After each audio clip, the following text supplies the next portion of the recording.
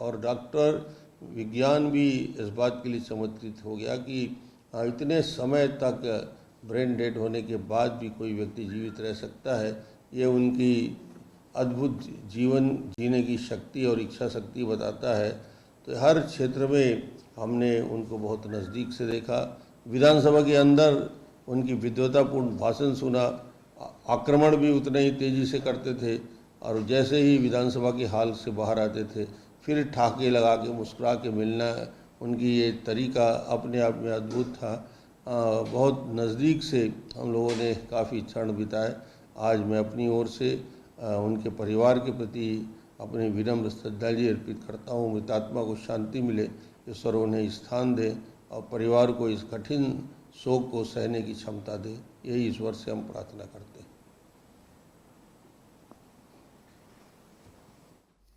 ये थे छत्तीसगढ़ के पूर्व मुख्यमंत्री doctor Raman Singh, senior BJP leader, जो याद कर रहे थे अजीत जोगी जी को। और बड़ी महत्वपूर्ण बात कह रहे थे वो कि ब्रेन डेड के बाद इतने लंबे समय तक अपनी सांसों की डोर को चलायमान रखना एक चमत्कार से कम नहीं है। यानी आप कल्पना कीजिए कि चिकित्सक उनकी अमेरिका में तो कहा जाता है, यूरोप के कुछ देशों में, कि वहाँ ब्रेन डेड के बाद व्यक्ति को मृत घोषित कर दिया जाता है, लेकिन भारत में ऐसा नहीं है। लेकिन वो बता रहे थे कि ब्रेन डेड के बाद भी इतने लंबे समय तक अपनी सांसों की डोर को उन्होंने बचा कर रखा। ये उनकी जीवनी शक्ति थी और यही इसीलिए वो अजीत जोगी थे। चलिए हम चलते हैं इंदौर, और इंदौर से हमारे साथ डीपी तिवारी साहब जुड़ रहे हैं, जिन्होंने, जो अखिल भारतीय सेवा के अधिकारी, सेवानिवृत्त अधिकारी तो हैं ही, और जिन्होंने अजीत जोगी के मातहत एक अधिकारी के तौर पर भी काम किया है।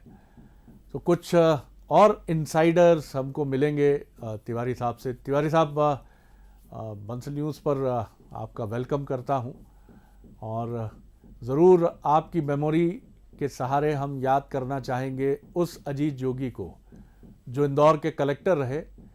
और इंदौर एक बड़ा वाइब्रेंट शहर है, और ये हमेशा कहा जाता है कि इंदौर का कलेक्टर जो बनता है वो चीफ सेक्रेटरी भी बनता है मध्य प्रदेश का। अजीत जोगी अगर मध्य प्रदेश में प्रशासनिक सेवा में होते, राजनीति में नहीं जाते, तो निश्चित तौर पर मुझे लगता है कि चीफ सेक्रेटरी वो ज़रूर होते। किस तरह आप याद करते हैं एक व्यक्ति के तौर पर, एक अधिकारी के तौर पर अजीत जोगी जी को?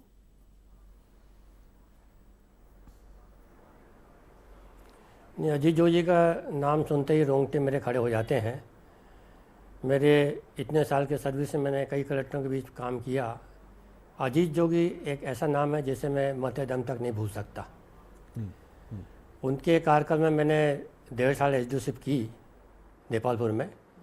सबसे बड़े उनमें जो विशेषता ये थी जी कि वो लोगों को बहुत पेशेंस हीयरिंग देते थे जी। उस समय जोगी दरबार फेमस था, और मैंने उनको देखा कि इवन जैसे कार में ही बैठे तो कोई व्यक्ति आवेदन देने आता था, कार रोक के उसका आवेदन लेते थे जी। तो बड़े धैर्यपूर्वक उसको सुनते थे। दूसरा सबसे बड़ी क्वालिटी देखी मैंने, पहले कलेक्टर जोगी साहब थे जो इतना इंटेंसिव टूर करते थे, यू कॉन्ट इमेजिन जी। यानी गांव का इतना दौरा करते थे वो, और पंक्चुअलिटी इतनी थी, बैठक इतनी रेगुलर लेते थे कि आप विश्वास नहीं कर सकते। मेरे समय, उस समय सूखा ही पड़ा, अतिवृष्टि भी हुई जी, तो मैंने उस समय जोगी साहब को देखा कि इतना सिंसियरली करते थे, इतना गजब का मॉनिटरिंग था उनका, कुछ पूछिए मत।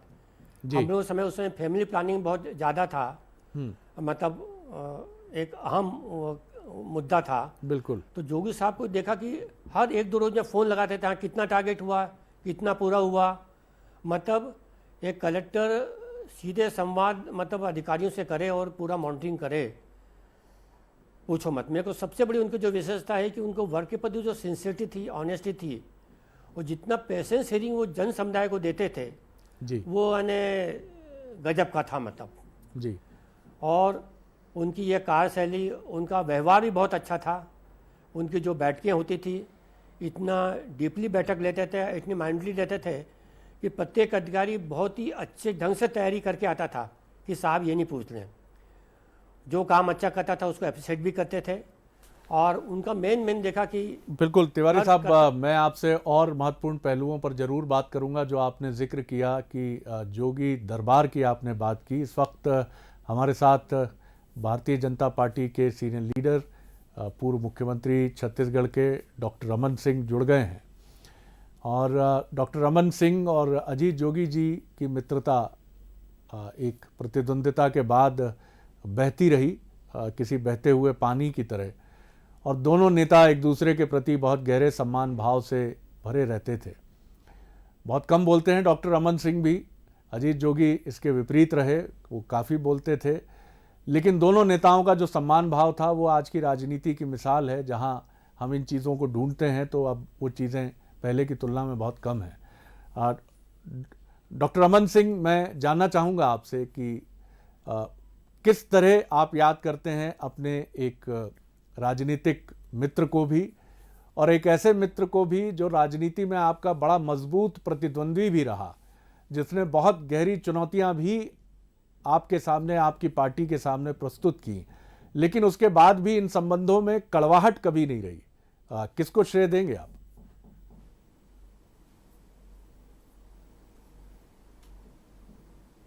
जी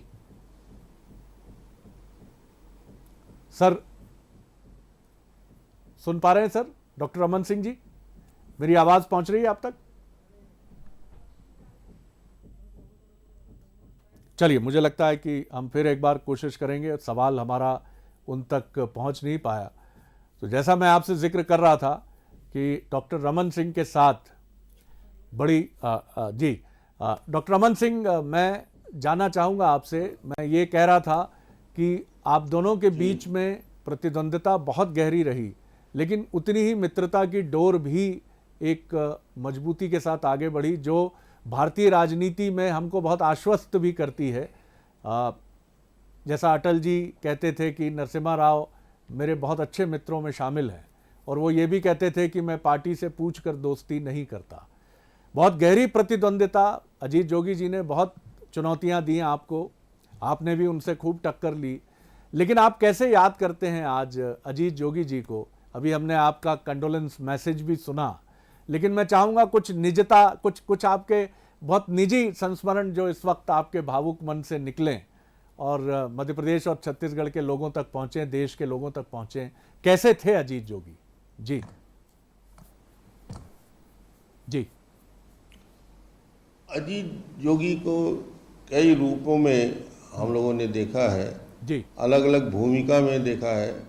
कभी कलेक्टर के रूप में, कभी सांसद के रूप में राज्यसभा में, फिर राजनीतिक दृष्टि से कांग्रेस के संगठन में बड़े पदाधिकारी के रूप में, फिर 3 साल छत्तीसगढ़ के स्थापना के साथ ही पहले मुख्यमंत्री के रूप में एक बड़ी जवाबदारी उनको मिली छत्तीसगढ़ के नवनिर्माण के। 3 साल मुख्यमंत्री के हैसियत से, बाद में जब मैं मुख्यमंत्री बना तो विपक्ष में उनकी भूमिका रही, उस रूप में भी देखा। हम लोगों के बीच निश्चित रूप से राजनीतिक दृष्टि से अलग अलग राजनीतिक दल के होने के बाद कारण विरोधाभास तो ज़रूर था, मगर अंदर से व्यवहार हम सब कभी हम लोगों ने नहीं छोड़ा। एक उतना ही आत्मीय भाव जोगी जी और हमारे बीच बना रहा, पारिवारिक भाव बना रहा, और उनकी बहुत सारी बातें जो कभी भूलेंगे नहीं जी। विधानसभा के अंदर उनकी महत्वपूर्ण भूमिका, उनकी विद्वता, उनकी जानकारी, उनका प्रस्तुतिकरण अनूठा रहता था। एक इंसाइक्लोपीडिया की तरह ज्ञान के भंडार के रूप में जोगी जी को हमने देखा है। छत्तीसगढ़ हो या देश और दुनिया के सभी क्षेत्रों में उनकी जानकारी, अद्भुत जानकारी, और जन जन में लोकप्रियता और संघर्ष की पराकाष्ठा उनको हमने देखा है कि कैसे व्यक्ति वापस फिर खड़ा होता है। कांग्रेस छोड़ने के बाद एक नए दल का गठन करना और नए दल को छत्तीसगढ़ में कांग्रेस और बीजेपी के बीच स्थापित करना, ये जोगी ही कर सकता था छत्तीसगढ़ में। जोगी जी ने ही किया और करके दिखाया, सफल होकर दिखाया। 20 दिन तक मौत से संघर्ष करना जब ब्रेन डेड हो जाए, अपने आप में कम चमत्कार नहीं है। ये उनके अंदर की जीवटता और उनकी इच्छा शक्ति दिखाती है कि कैसा व्यक्ति जीते जी संघर्ष किया और अंतिम समय में भी उन्होंने अपनी संघर्ष क्षमता लोगों के सामने दिखाया। बिल्कुल। डॉक्टर रमन सिंह, मुझे याद है कि एक कार्यक्रम में हमने आपसे जब पूछा था कि छत्तीसगढ़ के अपने किस प्रतिद्वंद्वी को आप याद करना चाहेंगे, तो आपने एक नाम और लिया था। अजीत जोगी जी तो हमेशा आपकी स्मृति में रहे ही। आपने महेंद्र कर्मा जी का भी नाम लिया था और आपने कहा था कि बहुत ही जियाला राजनेता के तौर पर वो रहे और नक्सली हिंसा में ज़रूर वो शहीद हुए, लेकिन आपने बहुत गरिमा से, और हम सबको ये बड़ा अच्छा लगा था कि आपने इतनी रिस्पेक्ट के साथ, क्योंकि अपोजिशन को ये रिस्पेक्ट देना ये लोकतंत्र की गरिमा है, लोकतंत्र की सबसे बड़ी खूबी है। कोई ऐसा निजी प्रसंग आपको अगर याद आता हो जो कभी कोई ऐसी बात हुई हो जिसमें कुछ प्रतिद्वंदिता भी रही हो या ना रही हो, कुछ आपने सीखा हो या आपकी किसी बात पर उनको बड़ा आनंद आया हो, ऐसा कोई प्रसंग अगर आपको याद आता हो, होंगे तो सैकड़ों। अब इस समय अगर आपकी मेमोरी में कोई चीज़ हो तो हम ज़रूर हमारे साथ आप बांटना चाहें। जी जी। ना जाने कितने असंख्य याददाश्तें, यादें, इतने लंबे राजनीतिक जीवन में हम लोग पारिवारिक रूप से, सामाजिक रूप से, राजनीतिक रूप से आमने सामने टकराव की स्थिति में जी कितने बार मिलते थे और हर बार ऐसा लगता था कि ये व्यक्ति निश्चित रूप से जीवट है। और हम सब कहते भी थे जी कि किसी व्यक्ति से कुछ सीखा जा सकता है, संघर्ष की ताकत जिसके अंदर है, तो जोगी जी से बहुत कुछ सीखा जा सकता है और हम लोगों ने सीखा भी उससे, उनके साथ काम करते हुए। तो न जाने कितनी स्मृतियाँ हमारे मन में उनके प्रति है, उनके परिवार के प्रति है। मैं अपनी ओर से विनम्र श्रद्धांजलि अर्पित करता हूँ उनके परिवार के लोगों को इस कष्ट को सहने की शक्ति। बिल्कुल डॉक्टर रमन सिंह, और मैं समझ सकता हूँ, और मुझे हरिवंश राय बच्चन जी याद आते हैं कि क्या भूलूं क्या याद करूँ मैं। वही स्थिति इस समय आपकी है कि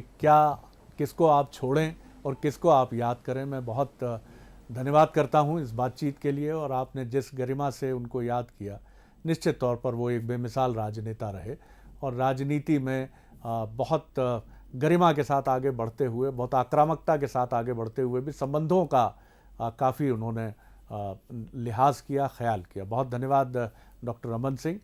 और आइए मैं रुख करता हूँ फिर इंदौर की तरफ, जहाँ अजीत जोगी जी के साथ कलेक्टर जब वो रहे इंदौर के, तो उनके साथ काम कर चुके जीपी तिवारी साहब हमारे साथ हैं, जिन्होंने उनके साथ काम भी किया और वो खुद भी सेवानिवृत्त वरिष्ठ अधिकारी हैं। तिवारी साहब, आप हमें बता रहे थे जोगी दरबार, तो जोगी दरबार एक तरह से फाउंडेशन था राजनीति में जाने के लिए, क्योंकि जैसा आपने कई बार हमसे बातचीत में भी कहा कि लोगों की समस्याओं को हल करने में उनकी बड़ी दिलचस्पी होती थी। और जोगी दरबार एक कलेक्टर का दरबार ये बताता है, जहाँ लोग जाहिर तौर पर अपनी पीड़ाओं के निवारण के लिए आते हैं, कि अजीत जोगी कहीं ना कहीं एक लोगों की सुनवाई बहुत तेज़ करना चाहते। कैसे याद करते हैं आप जोगी दरबार, क्या कॉन्सेप्ट था ये? जी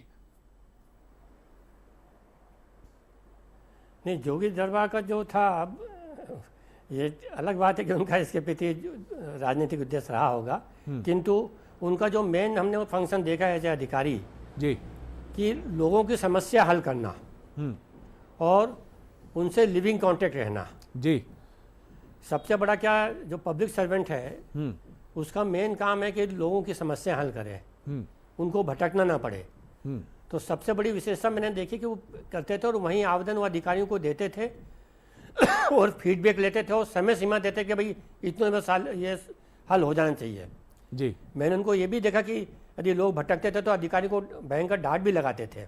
जी, जी, जी। तो जोगी दरबार ये कहते हैं लोगों की समस्या पूरी तरह हल करना, मतलब एज ए कलेक्टर व्यक्ति है, उसका मेन काम है कि ज़िले में सब लोग अच्छे से रहें, कोई समस्या उनको हो तो उनको हल करें, ये मेन समस्या रहती है। तिवारी साहब, कोई ऐसा प्रसंग आपको याद आता हो जो दूसरा जो था कि वो जी बड़ा इंटेंसिव टूर करते थे, कोई बहुत पेचीदा मसला आया हो इंदौर से जुड़ा हुआ, जिसको उन्होंने हल किया हो अपनी टीम के साथ, कोई ऐसा प्रसंग आपको याद आता हो?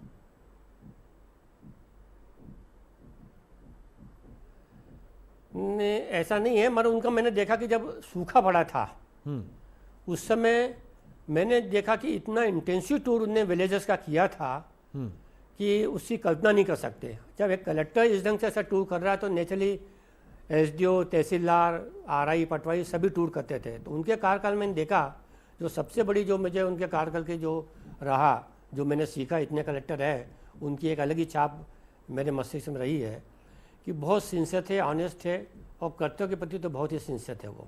जी जी, ये मानना पड़ेगा। बहुत धन्यवाद करता हूँ जीपी तिवारी साहब, सेवानिवृत्त सीनियर ऑफिसर, जिन्होंने अजीत जोगी साहब के साथ काम किया।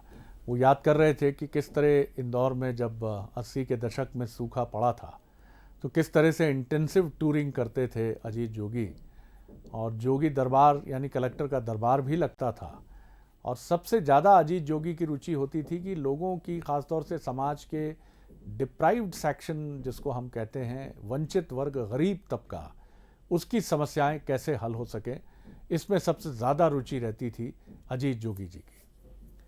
तो एक बेमिसाल राजनेता, एक ऐसे राजनेता जिन्होंने एक प्रशासनिक अधिकारी के तौर पर अपना करियर ज़रूर शुरू किया, लेकिन राजनीति में जाने के बीज उनके मन में शुरू से रहे, और इस राजनीति में जाने के उनकी इच्छा को पूरा किया अर्जुन सिंह जी ने, जो एक ब्यूरोक्रेट के तौर पर भी अजीत जोगी को बहुत पसंद करते रहे, और बाद में एक राजनेता के तौर पर भी अजीत जोगी को उन्होंने हमेशा महत्व दिया। बहुत सारी स्मृतियां हैं। रमेश नैयर साहब हैं, वरिष्ठ पत्रकार, छत्तीसगढ़ से हमारे साथ हैं, सीनियर जर्नलिस्ट हैं, और अजीत जोगी जी को काफ़ी करीब से देखते और समझते भी रहे हैं। नैयर साहब, किस तरह याद करेंगे आप अजीत जोगी को, कुछ मेमोरीज आपकी? जी जी, जब वो रायपुर में कलेक्टर थे उस समय से याद करता था, मुझसे उम्र में वो छोटे थे जी। और उसके बाद में जब उन्होंने शपथ ली थी जी मुख्यमंत्री की, जी, तो संयोग ऐसा हुआ था कि आकाशवाणी ने राष्ट्रीय प्रसारण के लिए मुझे वो जिम्मेदारी सौंपी थी। तो मैंने देखा था कि उनको शपथ जब दिलाई गई तो बड़ा विवाद हुआ था। खैर, शपथ दिलाई गई उनको 31 अक्टूबर और 1 नवंबर की आधी रात को जी पुलिस परेड ग्राउंड में, छत्तीसगढ़ के रायपुर के पुलिस परेड ग्राउंड में उनको शपथ दिलाई गई जी। और उस समय 2 दावेदार थे, विद्याचरण शुक्ल और अजीत जोगी, लेकिन हाईकमान अजीत जोगी के पक्ष में थी जी। अजीत जोगी ने बहुत अच्छा शासन चलाया लोग, लेकिन उनके मात्र 3 वर्ष के शासनकाल में एक बड़ी दुर्घटना हो गई कि एक राम अवतार जग्गी जी, जो कि विद्याचरण शुक्ल के राष्ट्रवादी कांग्रेस के कोषाध्यक्ष थे, उनकी हत्या हो गई जी। और उनकी हत्या के बाद में एक तरह से जोगी जी का डाउनफॉल शुरू हो गया। लोगों ने शक ये शुरू करना किया कि इनके परिवार का हाथ है। वैसे उस रात को मेरे साथ बिलासपुर में थे, तो वो स्वयं व्यक्तिगत रूप से उसमें शामिल नहीं हो सकते। फिर जब उन्होंने शपथ में मुख्यमंत्री के रूप में तो कुछ अच्छी योजनाएं शुरू की, लेकिन उनके साथ कुछ अपराधी किस्म के 2-3 लोग थे। उन्होंने इतनी दहशत फैला दी कि जैसे ही पहला चुनाव आया वो हार गए और डॉक्टर रमन सिंह अच्छी लीड से, मुझे आंकड़े याद नहीं है, अच्छे बहुमत से जीते और तब से 15 साल तक लगातार रमन सिंह मुख्यमंत्री बने रहे, ये प्रतिपक्ष में रहे। 2000, अब ये चेक करना पड़ेगा, इनकी सड़क दुर्घटना हुई, जा रहे थे ये, तो कार में सड़क दुर्घटना में इनकी रीढ़ की हड्डी, बैकबोन का नीचे का हिस्सा टूट गया। तो जब उनको लेकर के जाया गया यहाँ MRI में रायपुर में, तो उस वक्त मैं सामने था, मैं MRI यहाँ मैं रहता हूँ, वहाँ पास में ही है। तो MRI में डॉक्टर्स ने कहा कि इनकी बैकबोन टूट गई है। तो 2 मुख्तलिफ ओपिनियंस डॉक्टर्स दे रहे थे। ज्यादातर डॉक्टर्स का कहना था कि सर्वाइवल बहुत मुश्किल है, लेकिन कुछ डॉक्टर्स ने कहा कि हमने ऐसे केसेस देखे हैं कि बैकबोन टूटने के बाद भी 20-20 साल तक लोग जिंदा रहे हैं, और ये शायद 15-16 साल। तो इनका अभी निधन हुआ, दुखद है निधन, ये अपनी श्रद्धांजलि दे सकता हूँ। और आप कुछ पूछना चाहे तो आप पूछिए। बिल्कुल, आपने सारी बातें नैयर साहब के ही दी, और मुझे जहाँ तक ध्यान है 2004-05 के बीच का वो घटनाक्रम था। 2004 के चुनाव प्रचार के दौरान की वो सड़क दुर्घटना थी। और ये आपने बिल्कुल ठीक कहा कि व्हील चेयर पर रहकर राजनीति करना आसान नहीं होता, लेकिन अजीत जोगी की न मुस्कुराहट कम हुई और न उनके तेवर कहीं ढीले पड़े। नहीं, वो बिल्कुल तेज तर्रार रहे जी। और लेकिन कांग्रेस को ये संदेह बना रहा कि ये कांग्रेस के ही वोट काटते हैं, तो भूपेश बघेल ने उनको बिल्कुल दरकिनार किया कि ये कांग्रेस के ही वोट काटते हैं, इसी से भाजपा लगातार जीत रही। जी, अपने प्रतिद्वंदियों के साथ भी उनका जो आंकड़ा रहा वो आंकड़ा हमेशा वैसा ही रहा जैसा प्रतिद्वंदियों के साथ रहता है, बना रहा। और वो हमेशा जैसा कहते भी थे कि स्वाभिमान से समझौता मैंने नहीं किया, ऐसा उनका मानना रहा हमेशा। हाँ, स्वाभिमान से समझौता नहीं किया जी, बात सही है, स्वाभिमान से समझौता नहीं किया। जी, बहुत धन्यवाद करता हूँ। रमेश नायर साहब सीनियर जर्नलिस्ट याद कर रहे थे, और ऐसा भी कहा जाता था कि जब तक वो कांग्रेस में रहे तो कांग्रेस के एक शीर्षस्थ नेता के लिए भाषण लिखने का काम भी अजीत जोगी करते थे। यानी हम समझ सकते हैं कि किस किस्म के वो राजनेता रहे हैं, और उनकी लेखन शैली की तारीफ श्रवण गर्ग जी, वरिष्ठ पत्रकार और देश के कई नामचीन समाचार पत्र समूहों से जुड़े रहे। श्रवण गर्ग जी ने हमें बताया कि आलेख जब वो नई दुनिया में थे तो और फ्री प्रेस में रहे तो अजीत जोगी आर्टिकल्स भी लिखकर उनको देते थे। और कांग्रेस में काफ़ी नेहरू गांधी परिवार से काफ़ी करीबी रहे, और यही वजह रही कि पार्टी से अलग होने के बाद भी चाहे सोनिया गांधी हो या राहुल गांधी हो, उन्होंने कभी कोई बात ऐसी कही नहीं। और जब हमारी भी बात हुई थी, मैं ज़रूर टीम से रिक्वेस्ट करूंगा कि हम उस क्लिप की तरफ भी बढ़ें कि क्या वो कांग्रेस में लौट सकते हैं, तो उन्होंने ये ज़रूर कहा था उस वक्त जब उस कार्यक्रम में हमने उनसे पूछा था, तो उन्होंने ये बात कही थी कि कांग्रेस से मेरे अभी भी अच्छे संबंध हैं, और मेरी काफ़ी सोनिया जी से भी बात होती है, राहुल जी से भी बात होती है, लेकिन अब रास्ते अलग हो गए हैं तो अलग चलना है। लेकिन ये हमेशा माना जाता रहा कि नेहरू गांधी परिवार से जो उनके रिश्ते रहे, ख़ासतौर से सोनिया जी और राहुल गांधी से, तो ये मानने वालों की कमी नहीं थी उनके अपने समर्थकों में और ख़ुद कांग्रेस में कि वो कांग्रेस में लौट आएँ तो कोई आश्चर्य की बात नहीं है। और बीते विधानसभा चुनाव में जब उनकी पार्टी का प्रदर्शन अपेक्षा के अनुरूप नहीं रहा और कांग्रेस की एक तरह से आंधी रही छत्तीसगढ़ में, और उस आंधी के बाद बाकी खुद बीजेपी काफ़ी कमज़ोर स्थिति में रही, तब भी ये कहने वालों की कमी नहीं थी कि अजीत जोगी लौट सकते हैं कांग्रेस में। लेकिन अजीत जोगी ने वो रास्ता चुना नहीं, और लगातार प्रतिक्रियाएं आ रही हैं। दिग्विजय सिंह जी की प्रतिक्रिया, विवेक तनखा जी, मायावती, और समाज के वंचित वर्ग के लिए अजीत जोगी हमेशा एक उम्मीद का चेहरा रहे, और उनकी बड़ी इच्छा भी रही कि वो समाज के इस सेक्शन के लिए कुछ कर सके। ये उनकी बड़ी एक अद्वितीय इच्छा थी, और इसके लिए वो हमेशा समर्पित भी रहे। मध्य प्रदेश कांग्रेस का ट्वीट भी आप देख रहे हैं, नमन और श्रद्धांजलि। तो इस समय अजीत जोगी को याद करने का दौर कांग्रेस में भी, जिस पार्टी में बहुत लंबा वक्त उन्होंने बिताया और जिस पार्टी के नेता के तौर पर ही उन्होंने छत्तीसगढ़ के प्रथम मुख्यमंत्री की जिम्मेदारी संभाली, और जिस पर उन्हें हमेशा फ़ख्र रहा। और उनके पुत्र ने भी जो ट्वीट किया वो बड़ा उसी भावुक बात को रेखांकित करता हुआ था कि 20 साल के युवा, क्योंकि 2000 में छत्तीसगढ़ अस्तित्व में आया मध्य प्रदेश से अलग एक राज्य के तौर पर, तो अभी उसकी उम्र 2000 से लेकर अब तक 20 साल है। तो 20 साल के एक युवक ने अपने पिता को खो दिया। कैलाश विजयवर्गीय कह रहे हैं, अजीत जोगी का निधन मेरे लिए दुखद है। इंदौर का एक रिश्ता है इन सभी राजनेताओं का, और सब इस समय एक कलेक्टर के तौर पर और एक भावी राजनेता के तौर पर भी कई लोगों ने उन्हें देखा था। और कैलाश जी ने भी ट्वीट करके कहा है कि अजीत जोगी जी का निधन मेरे लिए बहुत ही पीड़ादायक है। वे बहुत अच्छे प्रशासक थे और व्यक्ति थे। और कमलनाथ जी, पूर्व मुख्यमंत्री मध्य प्रदेश, परिवार के प्रति मेरी शोक संवेदनाएं। ईश्वर उन्हें अपने शीर्ष चरणों में स्थान दे, पीछे परिजनों को ये दुख सहने का शक्ति दे। लगातार श्रद्धांजलियों का शोक व्यक्त करने का तांता लगा हुआ है। और निश्चित तौर पर छत्तीसगढ़ ही नहीं, मध्य प्रदेश ही नहीं, देश की राजनीति के एक अहम हस्ताक्षर रहे हैं अजीत जोगी। ये अलग बात है कि उनका लंबा वक्त मध्य प्रदेश और छत्तीसगढ़ में ही बतौर राजनेता गुजरा और एक प्रशासक मुख्यमंत्री की छवि छत्तीसगढ़ के प्रथम मुख्यमंत्री के रूप में उनकी निर्मित हुई। और उनकी इच्छा शक्ति जिसकी बात हम बार बार कर रहे हैं और जिसका जिक्र अभी कुछ देर पहले पूर्व मुख्यमंत्री डॉक्टर रमन सिंह कर रहे थे कि ब्रेन डेड के बाद भी इतना संघर्ष करना व्यक्ति के भीतर की ताकत और शक्ति को कहीं ना कहीं बताता है, रेखांकित करता है।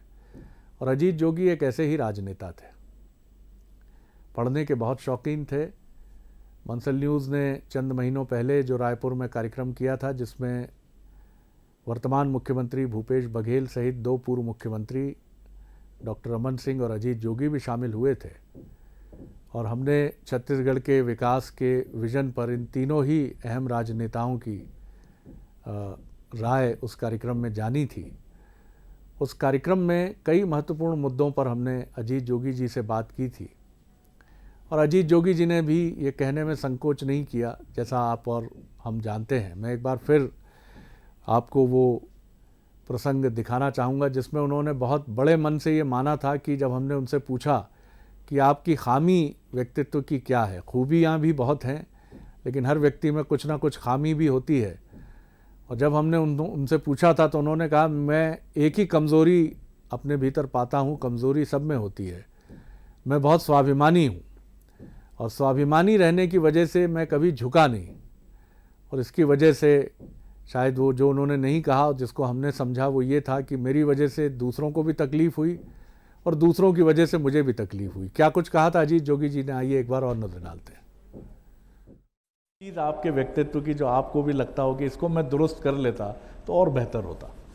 देखिए कोई व्यक्ति परफेक्ट नहीं होता है, बहुत सी चीज मेरे में भी कमियां हैं अब, और उन कमियों को मैं स्वीकार करने में झिझकता भी नहीं जी। और सबसे बड़ी कमी मैं ये मानता हूँ अपने आप में कि मेरे में स्वाभिमान बहुत ज़्यादा है, और मैं थोड़ा भी लचीला होकर और कुछ कर सकूं ऐसा मेरा स्वभाव नहीं है जी। मैं स्वाभिमान के साथ समझौता नहीं करता। आपने सुना कि क्या कुछ कहा कि मैं बहुत लचीला नहीं हूं अपने स्वाभिमानी स्वभाव की वजह से। और इस वक्त हमारे साथ जुड़ रहे हैं छत्तीसगढ़ से इकबाल अहमद रिजवी साहब, और काफ़ी करीब से वो जानते रहे हैं जोगी साहब को। किस तरह से याद करेंगे रिजवी साहब मेमोरी में, अब उनका पार्थिव शरीर हमारे सामने है। अजीत जोगी जो है जी वो दिलो दिमाग में घूमने लगी है, उनका चेहरा आंखों के सामने तैर रहा है ना? जी जी। तो क्या चीज, हर चीज तो उनकी इतनी है जो याद करने लायक है जी। अब एक मैं शेर पढ़ रहा हूँ उनके लिए जी। गुजर तो जाएगी तेरे बगैर भी लेकिन, गुजर तो जाएगी तेरे बगैर भी लेकिन जी। बहुत उदास बहुत बेकरार गुजरेगी। जी जी जी। तो ये है कि योगी जी तो मैं उस समय से जानता हूँ जब वो यहाँ कलेक्टर थे 1978 में। उसी समय मैं राजनीति में आया, विजयचरण शुक्ल जी ने मुझे पार्षद का टिकट दिया और मैं जीत करके आया। तो जीतने का सर्टिफिकेट आदरणीय योगी जी ने ही मुझे दिया था, और उसके बाद से फिर मेरी राजनीति का सिलसिला शुरू हुआ। वो कलेक्टर थे और कलेक्टर रहते हुए भी लोग यही कहते थे कि ये कलेक्टर कम नेता ज्यादा हैं। इतना ज्यादा वो लोगों की समस्याओं को और उनके बीच में इतने घुल मिल जाते थे कि उनके समय के जो छात्र नेता हैं वो आज मंत्री हैं, और मंत्री बीजेपी शासन काल में भी रहे। आदरणीय बृजमोहन अग्रवाल जी उस समय छात्र नेता थे जब वो यहाँ थे, और एक बालकृष्ण अग्रवाल थे, और भी कई लोग थे, मोहम्मद अकबर साहब भी थे। तो इस तरह से उन्होंने बहुत से लोगों को आगे बढ़ाया कि आगे बढ़ो, और उनकी जो इच्छा थी वो लोगों ने पूरी भी की। तो सवाल यही है कि अब इसकी भरपाई तो असंभव है। He was the man of his own kind. वैसा आदमी, वैसा व्यक्तित्व, वैसी विलक्षण प्रतिभा का व्यक्ति अब इस प्रदेश में तो नहीं है, बाहर भी मुझे नजर नहीं आता। न कोई ऐसा मेरे 42 साल के राजनीतिक कैरियर में कोई नजर आया। उनकी यादें रह गई हैं, और कहते हैं ना कि यादें माजी अजाब है यारब, छीन ले मुझसे हाफिजा मेरा। तो यादें रह जाती हैं, इंसान चला जाता है, लोग आते हैं चले जाते हैं, अपनी यादों को छोड़ जाते हैं। तो योगी जी ने अपनी यादें छोड़ दी हैं, और वो प्रदेश वासियों के दिलो दिमाग में हमेशा जिंदा रहेंगे। बिल्कुल आपने ठीक कहा रिजवी साहब, करोगे याद तो हर एक बात याद आएगी। और जब भी हम जिक्र करेंगे अजीत जोगी का, तो न जाने कितने माजी के दस्तावेज़ और कितने पन्ने फड़फड़ा कर खुल जाएंगे, और किसी पन्ने पर लिखा होगा कि वो इंसाइक्लोपीडिस्ट पर्सनैलिटी थे, किसी पन्ने पर इकबाल अहमद रिजवी साहब का भावुक जज्बाती अंदाज में लिखा हुआ कोई शेर पहुंच जाएगा, और किसी पन्ने पर खुद अजीत जोगी ये कहते नज़र आएंगे कि मैं बहुत स्वाभिमानी रहा शरद जी, इसीलिए जीवन में तकलीफ़ें भी हुई मेरी वजह से लोगों को, और लोगों की वजह से मुझे। ये अपूर्णीय क्षति है प्रदेश की, अपूर्णीय क्षति है निश्चित तौर पर। एक विलक्षण राजनेता थे अजीत और अब जोगी। तो यही है कि ईश्वर उनके जो परिवार के लोग हैं उनको इस गहन दुख को सहन करने की शक्ति प्रदान करे। जी बहुत शुक्रिया करता हूँ, बहुत शुक्रिया करता हूँ रिजवी साहब। मैं समझ सकता हूँ 40 साल से ज़्यादा के आपके सियासी जीवन में न जाने कितने पन्ने होंगे जो अजीत जोगी जी के साथ जुड़े होंगे, और वो सारे पन्ने जब एकदम खुल जाते हैं तो कुछ कहना बड़ा मुश्किल हो जाता है। तो अजीत जोगी जब 2000 में पहली बार और प्रथम मुख्यमंत्री के तौर पर शपथ ली, तो एक पत्रकार के तौर पर मैं भी रायपुर में था, और हमारी कोशिश थी कि वहाँ भी, लेकिन अजीत जोगी अपनी देर तक वर्किंग के लिए पहचाने जाते थे, और जैसा अनुभव मेरा 1998 में रहा था उससे भिन्न अनुभव 2000 में नहीं रहा। और अगर शहडोल में मेरी उनसे बातचीत सुबह 4 बजे हुई थी, तो छत्तीसगढ़ के प्रथम मुख्यमंत्री के तौर पर उस समय मैं एक राष्ट्रीय न्यूज़ एजेंसी से जुड़ा था, तो उस एजेंसी के पत्रकार के तौर पर अपने एक वरिष्ठ साथी के साथ उनसे इंटरव्यू करने का मौका मुझे मिला सुबह 3:30 बजे, और 3:30 बजे उनसे इंटरव्यू करके हमने देखा कि वो उतने ही ताज़ा दम थे, और उनके साथ अधिकारियों की टीम बैठी हुई थी, तैयार थी चर्चा करने के लिए। मैं करता हूँ कि उसका आत्मा को शांति दे, उसके परिवार को शक्ति प्रदान करे। मैं श्रद्धांजलि सबसे पहले आपके मीडिया के माध्यम से करता हूँ। और जोगी जी जब मुख्यमंत्री थे, जब भी छत्तीसगढ़ के बारे में बहुत सोचने वाला मुख्यमंत्री थे, और हिंदुस्तान में सबसे जानकार आदमी थे। और मैं जब मुख्यमंत्री था उसके पहले से जोगी जी से थोड़ा संबंध अच्छा था। अभी भी मैं हॉस्पिटल 2-3 बार गया था, देख के अब अच्छा नहीं लग रहा है, क्योंकि छत्तीसगढ़ को सोचने वाला, समझने वाला और जननायक था। जनता के बीच में गरीब लोगों को और छोटे लोग, खासकर मेरे जैसा छोटे आदमी को और छत्तीसगढ़ के गरीब लोगों को, गरीब प्रदेश के लोगों को और छत्तीसगढ़ के बारे में बहुत सोचने वाला आदमी था। और जो हमारा बीच में नहीं है, हमको बहुत दुख है। कौन सी बात याद आती है आपको सबसे? मतलब आप तो बहुत समय उनके साथ गुजारे हो, क्या चीज़ सबसे उनकी याद आएगी आपको? मेरे को छोटा भाई के रूप में जब मुख्यमंत्री थे, हमारा सुकमा में जब भी गया, एक सबरी नदी है, उड़ीसा प्रदेश को जोड़ता है, 12 मासी जोड़ने वाला था। आज़ादी के बाद एक भी पुल नहीं बना था। मैं जोगी जी को जैसा मुख्यमंत्री बना, एक ही साल में 2 पुलिया बनाए थे। आज उस सबरी नदी के पुलिया के ऊपर जाएंगे तो कभी भी याद आएगा कि मतलब आज़ादी के बाद पहला बार एक नदी में, इतना बड़ा नदी में 2 पुलिया बना, और उड़ीसा प्रदेश का छत्तीसगढ़ को जोड़ने वाला, वो बहुत याद होगा। हॉस्पिटल में जब आप गए थे तो आपकी आवाज़ सुन के थोड़ी मस्तिष्क में उनके काम करना चालू हो गया, तब क्या उम्मीद बंदी थी आपको? मैं जिस दिन जाके, पहला दिन तो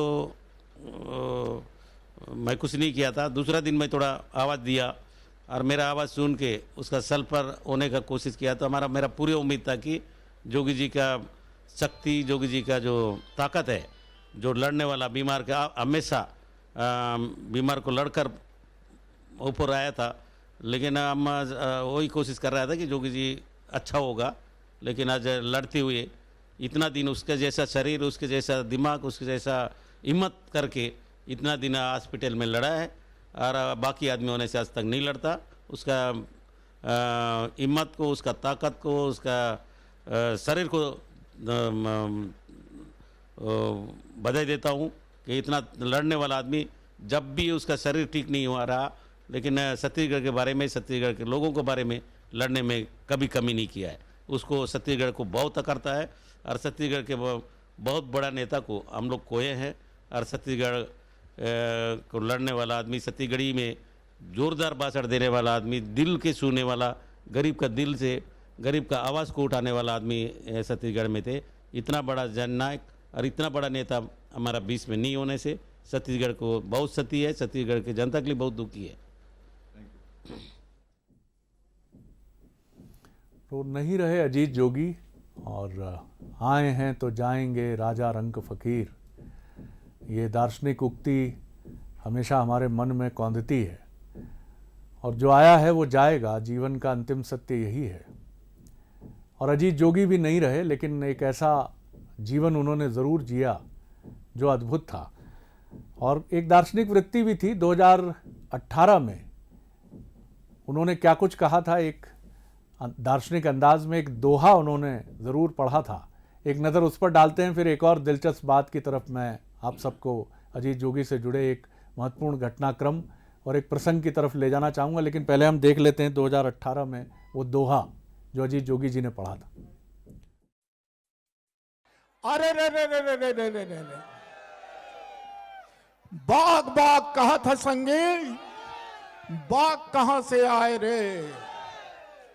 बाग बाग कहा था संगी, बाग कहां से आए रे। बाग ढिलागे जोगी कांग्रेस के और लबरा कहां लुकाए रे, लबरा कहां लुकाए। आपने देखा कि अजीत जोगी के एनर्जी का ये अंदाज़, व्हील चेयर पर बैठा एक शख्स किस तरह से उनके चेहरे की रौनक।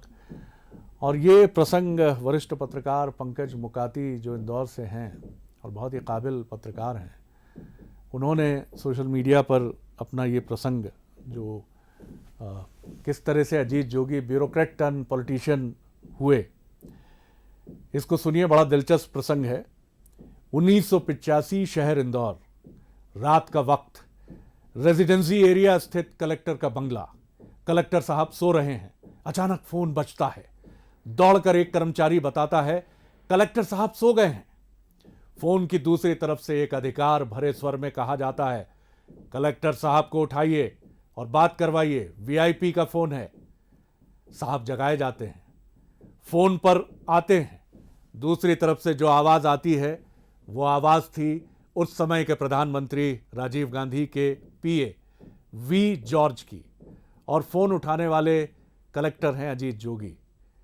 लेकिन उसी रात ब्यूरोक्रेट या कलेक्टर अजीत जोगी बन जाते हैं राजनेता अजीत जोगी।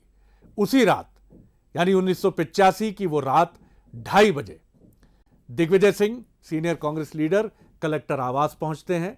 राजीव गांधी का संदेश अजीत जोगी को दिया जाता है और कुछ ही घंटों में इंदौर के कलेक्टर नेता अजीत जोगी बन चुके होते हैं और कलेक्टर से नेता बन चुके होते हैं। वो कांग्रेस ज्वाइन करते हैं और कुछ ही दिन बाद उनको कांग्रेस की all India committee for welfare of schedule caste and tribes का मेंबर भी बना दिया जाता है और इसके कुछ दिनों बाद वो राज्यसभा में भेज दिए जाते हैं। अजीत जोगी कांग्रेस में राजीव जी की पसंद से आए थे और ये वो वक्त था जब राजीव गांधी जी नए चेहरों को लाकर एक नई टीम बनाने में लगे थे।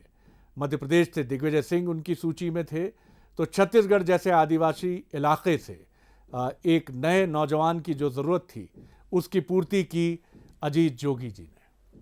तो ये वो प्रसंग है, किस तरह से कई चीज़ें मिक्स जब होती हैं तो एक घटनाक्रम बनता है और एक बड़ा घटनाक्रम बनता है कि आप रेजिडेंसी में अपने बंगले में सो रहे हैं एक कलेक्टर के तौर पर, लेकिन एक फ़ोन की घंटी आपको एक राजनेता के तौर पर बदल देती है और आप अखिल भारतीय सेवा से इस्तीफ़ा देकर राजनीति में प्रवेश करते हैं।